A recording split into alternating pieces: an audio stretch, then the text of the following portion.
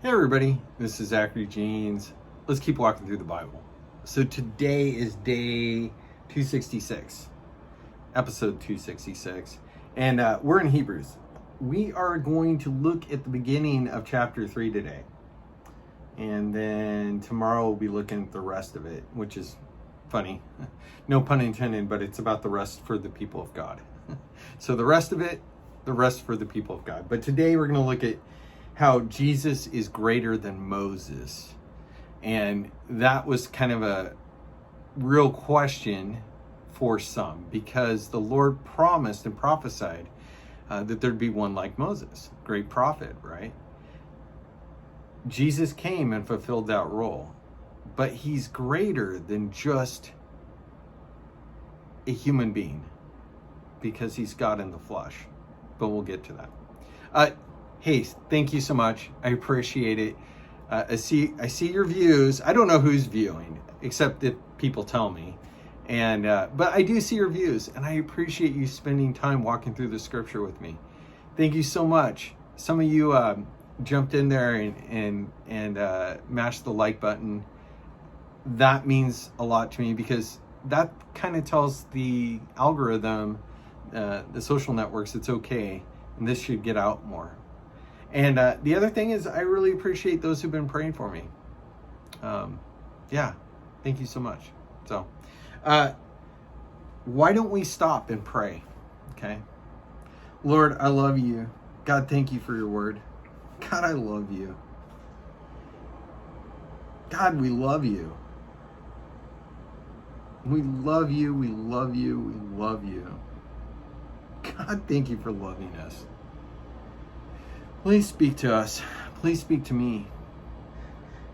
And help me be a good teacher, and help me be a good listener. It's in your name I pray, Jesus. Amen. All right.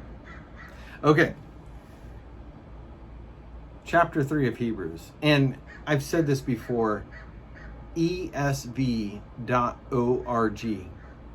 Great. That's the version of Bible I'm reading. You can read whatever version you want, but that's the version I'm reading. And I think you get access to a free study Bible there too.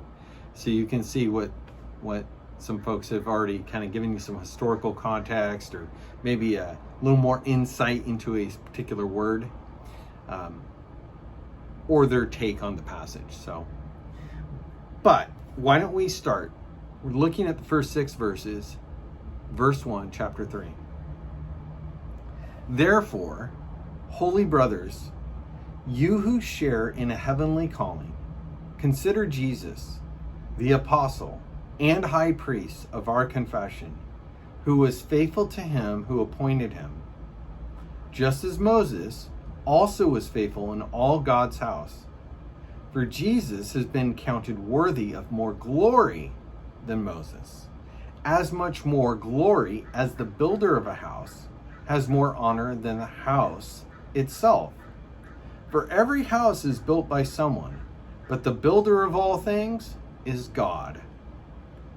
Now Moses was faithful in all God's house as a servant, to testify to the things that were to be spoken later.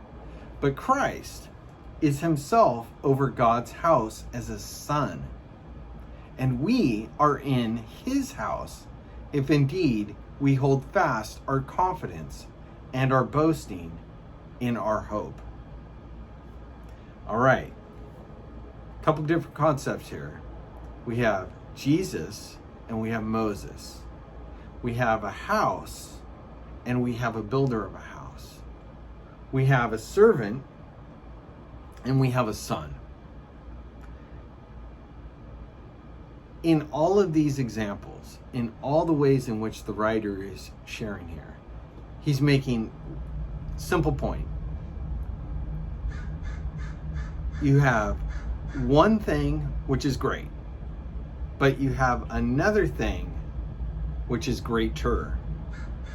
You have one person, super important, and you have another person which is far more important. Okay? So it's not, as we often do, take two things and we say, how are these things different? Which one is better? Well, if this one is better, then this other one is bad. And since this one is bad, let me spend my time not focusing on why this one's better, but let me explain with all my time why this other thing is bad. That is how we discuss things in our society today. That is not how God is discussing this passage. But let's look at it through a current context. Let's see how we might say this. So, therefore, holy brothers and sisters, you who share in a heavenly calling, consider Jesus, the apostle and high priest of our confession, who was faithful to him who appointed him, just as Moses also was faithful in all God's house. For Jesus has been counted worthy of more glory than Moses, as much more glory as the builder of a house has more honor than the house itself. Okay, so how people would talk about this on a reaction or, I don't know, current events, political talk show on like YouTube or something. Okay, so there we go. Well, look, I know Moses is fine and everything, but Jesus, he's so much better. And I think Jesus is amazing. Jesus built the house. And when you think about it, Moses didn't build the house. Who's this guy? What's he even doing? You know, come to think about it, what did he do? He wasn't a great speaker, blah, blah, blah, blah, blah. I don't think that this guy's worth anything. Yeah, that guy kind of sucks. That's how we would talk about it if it was in sort of a, you know, reactionary political commentary sort of type YouTube show. Or even if you want to like say, maybe you watch a YouTube video caster about like, I don't know, sci-fi, or maybe you watch it about somebody who tests out makeup and they're like sponsored by, you know, a certain brand or a certain store like Ulta, and they don't like another store, makeup store or something. And so it's not that the other makeup store is bad, but then the whole conversation is like, how great is this thing and how bad is that thing? But that's not how the writer of Hebrews talks about this, okay? So let's listen again. So we gotta guard ourselves from seeing when we see two things that are good and are different, and one is better maybe, to not think that because one is better, the other's bad. Okay? So here we go. Therefore, of course, what's the therefore? Well, it's in light of the fact that Jesus made propitiation for our sins, liberated us from a lifelong slavery and fear of death, which is owned by the devil, that authority and power. Therefore, holy brothers, set apart brothers and sisters, you who share in a heavenly calling, consider Jesus, the apostle and high priest of our confession, who is faithful to him, the Father, who appointed him, Jesus, just as Moses was also faithful in all God's house. Both faithful. Both faithful. For Jesus has been counted worthy of more glory than Moses. Jesus better. Okay? As much more glory as the builder of a house has more honor than the house itself. Fair? Builder of the house, architect, designer, builder, craftsman, Jesus, better than the thing that is made by the builder or designed by the architect or finished off by the craftsman, right? The one who has all the ability to make it is better than the thing that's made. That's the point. But that doesn't mean that the thing that was made was bad, right? Okay, so Moses, and this is important because all of this is, let me finish. Let's keep going. I'll tie it back. For Jesus has been counted worthy of more glory than Moses, as much more glory as the builder of a house has more honor than the house itself. For every house is built by someone, but the builder of all things is God. Side note, the fact that we live in a place and a reality implies that there's a maker of the reality. That is a substructural reality in the Bible. There's stuff that is, therefore something made that is. That's God. So to believe that there is nothing on the other side of something denies, especially when you see the expressive nature of the reality we live in, that is the organization, the variation, the connectedness of that created or that reality, implies that it is created, not just appearing or existing. And it implies that something had thought and power and created it. And then on the other side of the argument would be that it happened. But when you think about something that is nothing creating something, it kind of falls apart. It's a really hard thing for people though, because Lord knows I was on the other side of this fence before I believed in God and Jesus. So I get it. You're looking at a created reality and you go, I don't see creation. What I see is a pretty interesting place, and it seems interesting because I'm a part of it. But where it came from and where it's going, I don't know. So a person on the other side of it could feel that way or think that way, and that's their justification.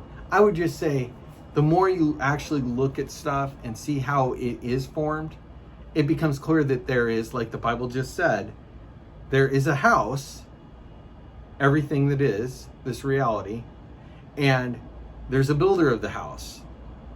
And in our lives, when we build houses, there's somebody who thought it out, there's somebody who came and swung the hammer, there's somebody who finished it up, and there's somebody who goes to live in it, right?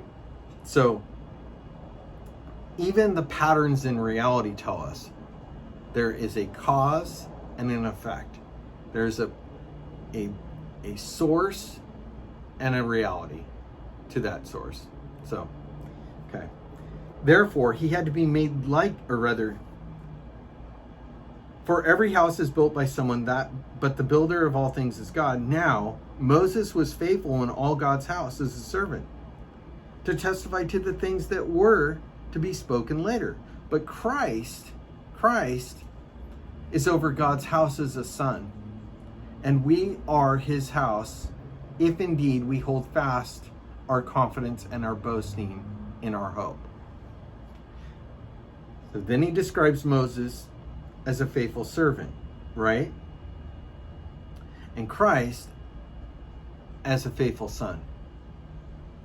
So in the culture which they lived, you had people who were attended to your family as servants in various capacities, different roles, depending on how large your family was and how many people your family needed and could support.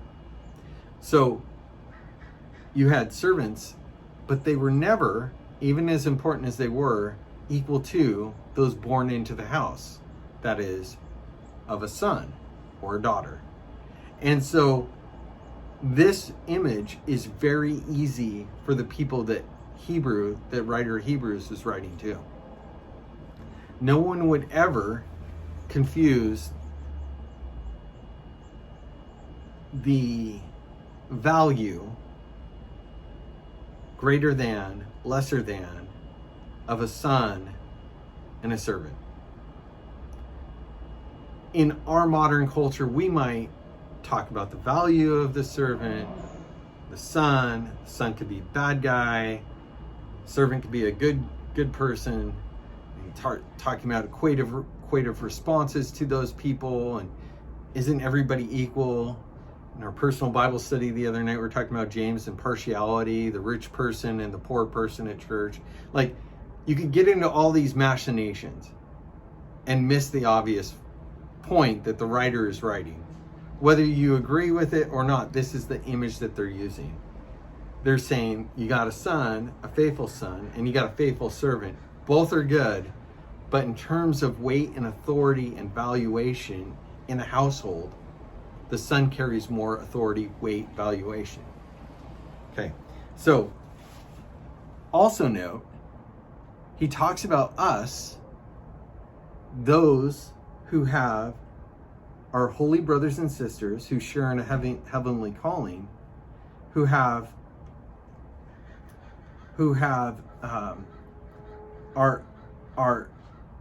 a part of, let me get this right, Christ is faithful over God's house, the Son, and we are his house. I love that. So the image, which is taught other places, we're part of the body. I might be an eye, you might be a leg, somebody could be a brain, somebody could be a thumb, right? The point is we're all different parts, but we're part of the same thing, a body, and every part needs each other and they serve different functions. And here we have the image of a house, right? We have us, everyone with a heavenly calling, who make this good confession, who share in a set apartness, right? Because we were, therefore, holy brothers, we are set free from our bondage, our slavery, in our fear of death, and of death, which was held in authority by the devil, by Jesus. We share in that. And we, as we share in that, are part of this house. And Jesus is the son in that house, and Moses is the servant. Jesus is the builder of that house, the builder of all of us, right? The fabrication and sticking together of all of us that have been liberated, set free. The one he died for, you and I, he's fit us together in this building. And then there are servants in that building, people like Moses, okay? Faithful, good, right servants, okay? Moses wrote things. So who is Moses in relationship to Jesus? He was the person, let me get this right for you. Moses was faithful in all God's house as a servant, to testify to the things that were to be spoken later. He had a service to perform during his time, to deliver God's covenant of the law that had a purpose and set a foundation, or set a system of thought available that would be used by Christ, a thing spoken later by the apostles, by the teachers of the church, right? And really ultimately, first and foremost, through Christ himself. So you had the first covenant and the second covenant. And as Paul taught us at great length, the law was good. It just doesn't serve the function that people thought it served. It actually served to show God's righteousness and our sinfulness. And it wasn't there to save any of us, whether you're born into the Jewish people and religion or not, or you're a proselyte who came in from outside. The law itself, people thought could save, but it couldn't. What it could do was show your alignment with the Lord in keeping the law. But ultimately, every person violates the law, and it shows our sinfulness, our rebellion, our nature, and our need for a sacrifice. Thus, here's Jesus, a propitiation, both a high priest and the propitiation, that is the blood sacrifice for our rebellion, our sin against God. So Moses here was faithful in all God's house as a servant. people wanted to bash, especially from outside, that were coming to faith outside of the Jewish people in the Roman culture. And Lord knows that there's plenty of people bashing Jewish people now, and I think that's the dumbest thing ever.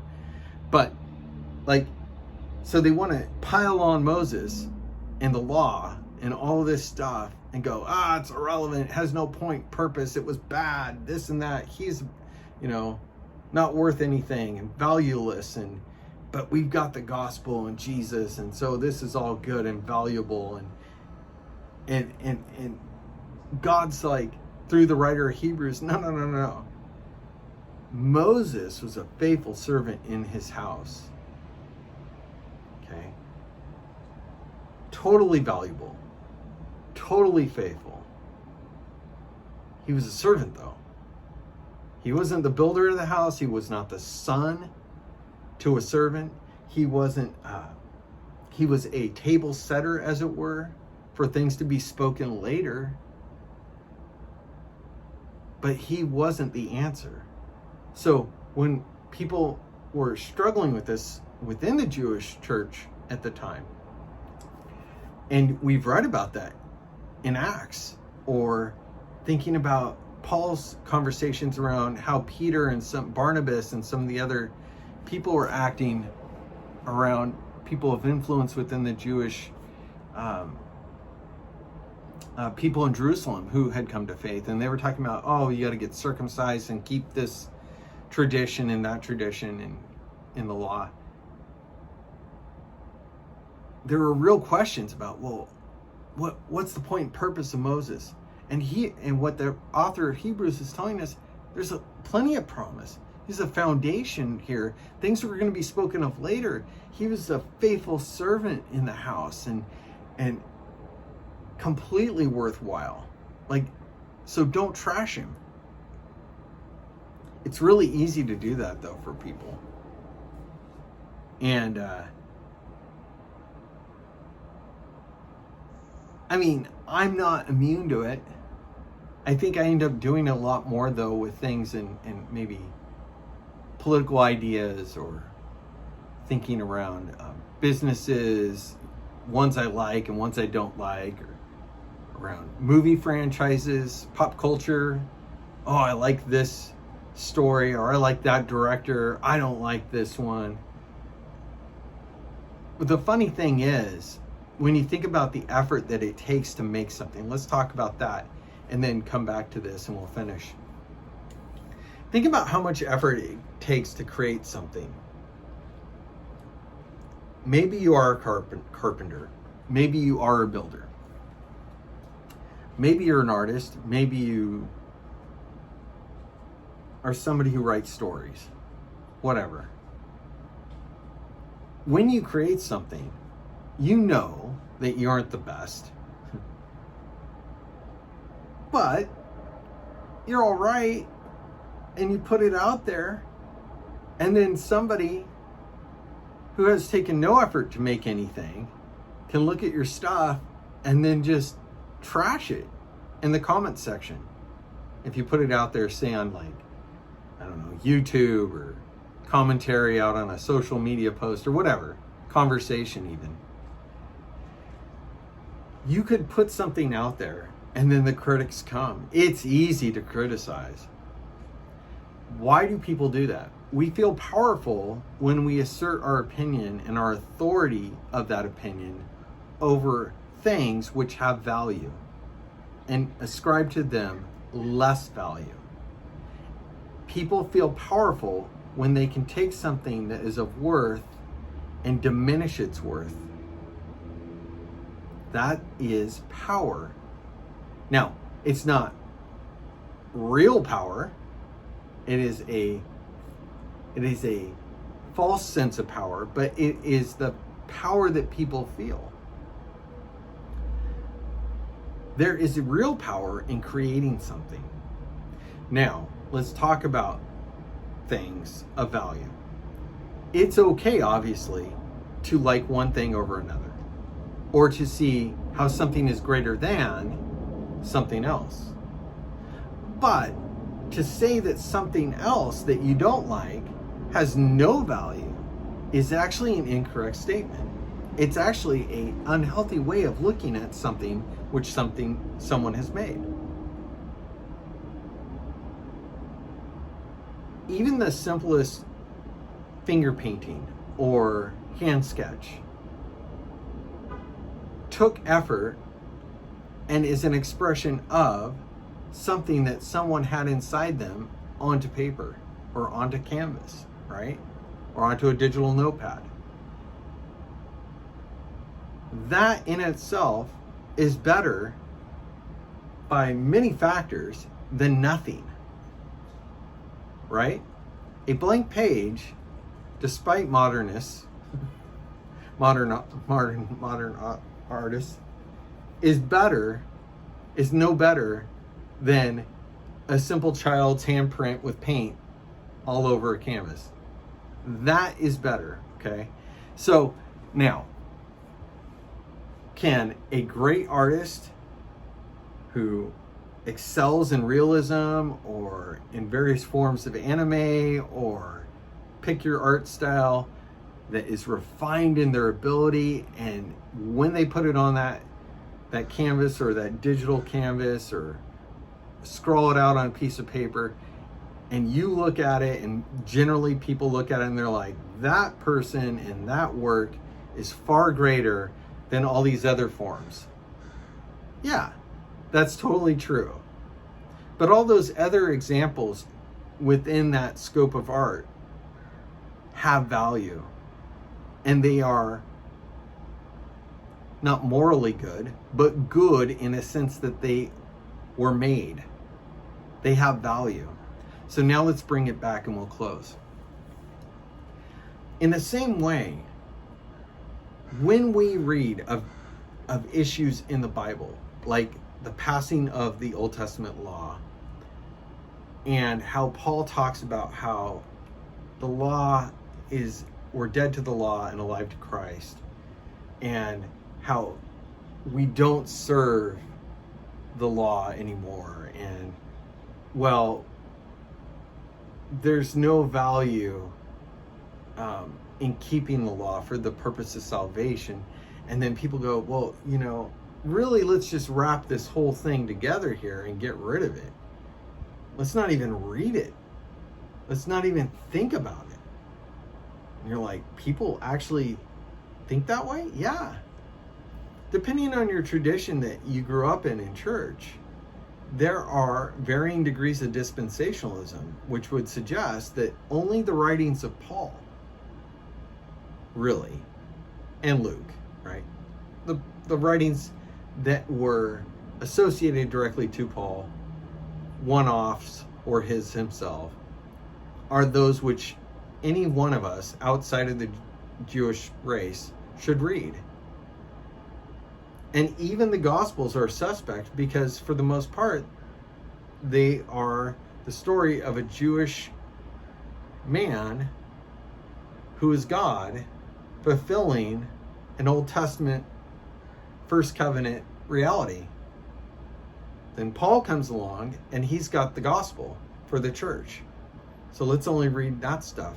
And then people who stay in that vein or in that scope of teaching then begin to view anything related to the Jewish people, or they begin to view the writings that are outside of that as being not just less than, but troubling and not helpful, and actually an enemy of the gospel.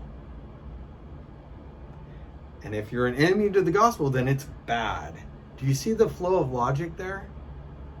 You may not even be aware of it, and you may be participating in that in your mind. You got to be liberated from that. Everything in the Word is good for teaching, for commending others. It's good for admonition. Remember, Timothy? It's all valuable. It's all God-breathed, man. It's all good. But you have to understand its value and its context. So, a lot there. And I don't know what you struggle with. If you struggle with any of that, maybe you're like, Zach, I don't struggle with any of that. You're going to meet people who do. And so instead of making an enemy of them because they don't agree with you, maybe you could help them think through these things the way I was talking and just kind of get them to think through the logic of it, right? So, and this is a great passage to do that with. All right, anyway, hey, if you love what I'm doing and you want to support me financially, go ahead and hit that link. You can. Appreciate everything I do here is free. So it's just, if you want to support what I'm doing in ministry, appreciate that. Or throw my name into a prayer group. Pray for me. Pray for this ministry. Appreciate you. So until next time, all right, keep walking. Second part, better part of chapter 3. God bless you. Bye-bye.